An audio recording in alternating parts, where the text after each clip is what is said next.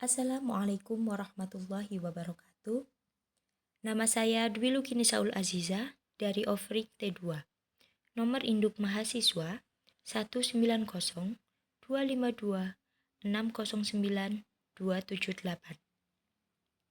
Di sini saya akan menjelaskan tentang kompetensi dasar 3.1, yakni memahami keunikan gerak tari tradisional berdasarkan pola lantai dengan menggunakan unsur pendukung tari. Keunikan gerak tari tradisional. Gerak tari tradisional adalah gerakan tari yang masih bersifat tradisional atau masih kuat arti kemasyarakatannya. Keunikan gerak tari tradisional yaitu memiliki patokan tersendiri dan masing-masing ada keunikannya, seperti pada gerakan kaki, tangan, kepala, juga mata. Selain gerakannya, sikap pada posisinya juga berbeda-beda. Seperti pada contoh gambar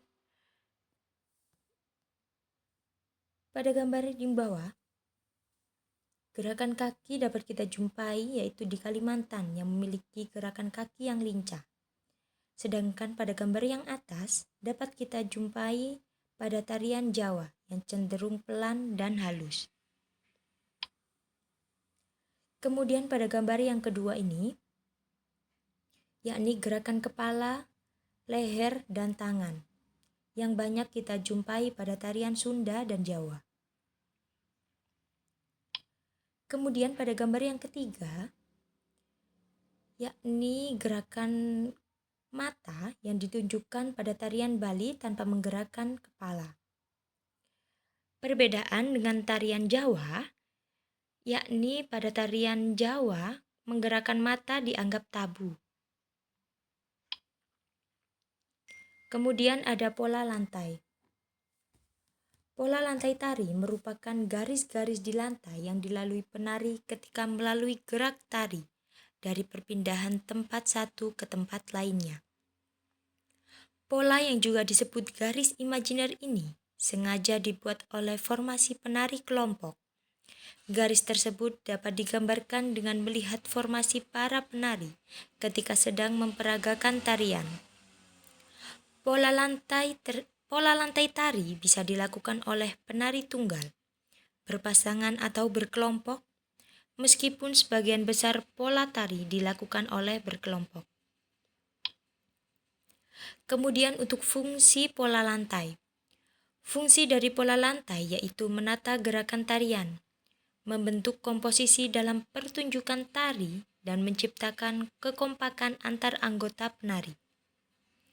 Dengan adanya pola lantai, tarian yang disajikan akan lebih indah dan menarik untuk ditonton. Jenis-jenis pola lantai. Pada gambar yang pertama, adalah tari saman yang berasal dari Aceh, yang membentuk pola lantai garis horizontal. Kemudian pada gambar yang kedua, yakni tari sekapur sirih yang berasal dari Bengkulu, yang menunjukkan pola lantai garis lengkung ke depan yang diperagakan oleh 5 orang penari. Kemudian pada gambar yang ketiga, yakni tari pendet yang berasal dari Bali, yang menggunakan pola lantai garis lengkung ke depan yang diperagakan oleh 4 orang penari. Kemudian pada gambar yang keempat, yakni tari piring dari Sumatera Barat, yang menggunakan pola lantai garis lurus segi 4 yang diperagakan oleh 6 orang penari. Kemudian ada unsur pendukung tari. Unsur pendukung tari yang pertama yakni iringan. Iringan ini dibagi menjadi dua, yakni yang pertama iringan langsung atau iringan hidup yang memberikan gairah dan suasana yang hidup kepada sebuah pagelaran tari karena bisa ada koordinasi pada waktu latihan antara penari dan pengiring tari. Kemudian yang kedua ada iringan rekaman. Bisa menjadi iringan pagelaran tari sebab lebih murah dan praktis. Kelemahan pada iringan rekaman yaitu kurang memberikan suasana yang hidup. Tari dan musik kadang kurang saling mengisi. Iringan rekaman tidak bisa diubah, maka gerakan tari harus menyesuaikan. Kemudian unsur pendukung tari yang kedua yakni tata rias. Tata rias dalam seni tari adalah kegiatan yang berfungsi untuk mengubah penampilan dan menonjolkan ekspresi penari dengan menggunakan make up ke bagian wajah dan tubuh. Seperti pada gambar yang ditampilkan, ini adalah riasan dari tari remo yang menggambarkan ketegasan pada wajah. Kemudian unsur pendukung tari yang ketiga yakni tata busana. Tata busana dalam seni tari adalah kegiatan merancang dan mengatur busana serta aksesoris pendukung yang akan dikenakan oleh penari. Hal ini dilakukan pada saat sebelum pertunjukan. Pada gambar yang di bawah, yang sebelah kiri, yakni tata busana dari tari serimpi yang berasal dari Yogyakarta. Kemudian gambar yang sebelah kanan, yakni tata busana dari tari merak yang berasal dari Bali. Kemudian unsur pendukung tari yang keempat, yakni panggung. Panggung atau staging tumbuh dan berkembang seiring semakin perkembangannya tontonan dan kemajuan zaman. Di Indonesia, setiap tontonan tradisi biasanya memiliki tempat pergelaran sendiri yang khas. Bentuk panggung terdiri dari 3 macam, yakni bentuk arena, bentuk proscenium, dan bentuk pendapa. Pada bentuk arena adalah tempat pertunjukan sangat sederhana dan memiliki kedekatan antara pemain dengan penonton. Bentuk arena ada bermacam-macam, antara lain arena setengah lingkaran, arena melingkar. Kemudian pada bentuk proscenium atau bisa disebut panggung bingkai karena penonton menyaksikan para penari melalui bingkai atau lengkung proscenium.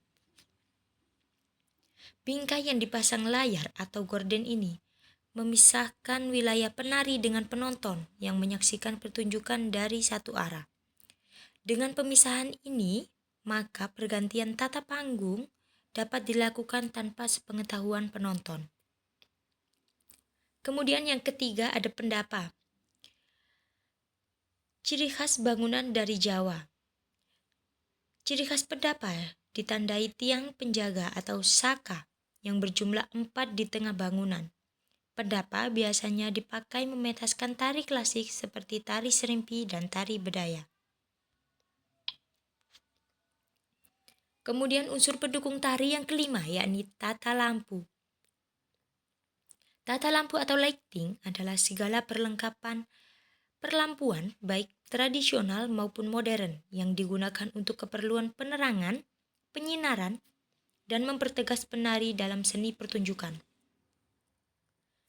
Pada gambar yang ditampilkan di bawah sebelah kiri adalah contoh desain tata letak lampu. Kemudian pada gambar yang sebelah kanan, yakni hasil dari desain tata letak lampu yang telah didesain sedemikian rupa. Terima kasih atas perhatiannya. Kurang lebihnya saya mohon maaf.